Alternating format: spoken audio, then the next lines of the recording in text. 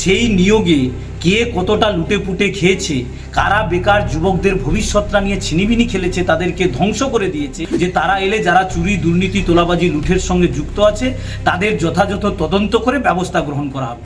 সরকার তদন্ত করবে, নিরপেক্ষতার সঙ্গে সেই তদন্তে যা উঠে আসবে সেইমূলক শাস্তিমূলক ব্যবস্থা গ্রহণ করবে। আমরা এইটুকু আশা করি। দেখুন, যিনার কথা বলছেন আপনারা, উনি প্রাথমিক শিক্ষা সংসদের এই জেলার চেয়ারম্যান ছিলেন এবং ওনার সময়ে এই জেলাতে নিয়োগ হয়েছে।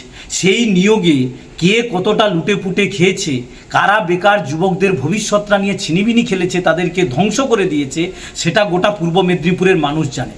আজকে স্বাভাবিকভাবে কার প্রাসাদ সম বাড়ি, কার গাড়ি, কি ব্যাপার, আমাদের এত কিছু বিষয় নয়। বিষয়টা হচ্ছে সরকার বলেছিল যে তারা এলে যারা চুরি দুর্নীতি তোলাবাজি লুঠের সঙ্গে যুক্ত আছে তাদের যথাযথ তদন্ত করে ব্যবস্থা গ্রহণ করা হবে। স্বাভাবিকভাবেই সরকার এসছে, সরকার তদন্ত করবে, নিরপেক্ষতার সঙ্গে সেই তদন্তে যা উঠে আসবে সেইমূলক শাস্তিমূলক ব্যবস্থা গ্রহণ করবে।